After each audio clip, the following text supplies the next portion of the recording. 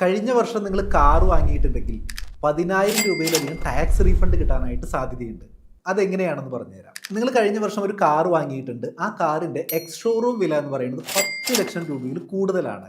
അങ്ങനെയാണെന്നുണ്ടെങ്കിൽ നിങ്ങൾ 1% TCS കൂടി അടച്ചിട്ടുണ്ടായിരിക്കും. അതായത് അഡ്വാൻസ് ആയിട്ട് ഒരു എമൗണ്ട് അടച്ചിട്ടുണ്ടായിരിക്കും. ഉദാഹരണത്തിന് 15 ലക്ഷം രൂപയുടെ കാറാണ് നിങ്ങൾ വാങ്ങിയതെങ്കിൽ 15,000 രൂപ TCS ആയിട്ട് അടച്ചിട്ടുണ്ടായിരിക്കും. ഇനി നിങ്ങളൊരു റെസിഡൻ്റ് ആണ് എന്ന് കരുതൂ. അങ്ങനെയാണെന്നുണ്ടെങ്കിൽ നിങ്ങളുടെ വരുമാനം 7 ലക്ഷം രൂപയിൽ താഴെയാണെന്നുണ്ടെങ്കിൽ ഈ കംപ്ലീറ്റ് എമൗണ്ട്, ഈ 15,000 രൂപയും നിങ്ങൾക്ക് റീഫണ്ടായിട്ട് ലഭിക്കും, നിങ്ങൾ ഇൻകം ടാക്സ് റിട്ടേൺ ഫയൽ ചെയ്യുകയാണെങ്കിൽ. അതുപോലെ തന്നെ നിങ്ങളൊരു NRI ആണെന്നുണ്ടെങ്കിൽ നിങ്ങൾക്ക് ഇന്ത്യയിൽ ടാക്സ് ലാബിലിറ്റി ഒന്നും ഇല്ല എന്ന് കരുതും. അങ്ങനെയാണെന്നുണ്ടെങ്കിൽ ഇൻകം ടാക്സ് റിട്ടേൺ ഫയൽ ചെയ്താൽ ഈ കംപ്ലീറ്റ് എമൗണ്ട് നിങ്ങൾക്ക് റീഫണ്ട് ആയിട്ട് ലഭിക്കും. അപ്പോൾ കഴിഞ്ഞ വർഷം കാർ വാങ്ങിയിട്ടുള്ള നിങ്ങളുടെ എല്ലാ സുഹൃത്തുക്കൾക്കും ഈ ഒരു വീഡിയോ ഷെയർ ചെയ്ത് കൊടുക്കുക.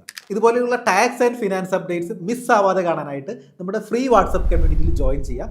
ജോയിൻ ചെയ്യാനുള്ള ലിങ്ക് ഞാൻ ഫസ്റ്റ് കമൻ്റ് ആയിട്ട് പിൻ ചെയ്തിട്ടുണ്ട്.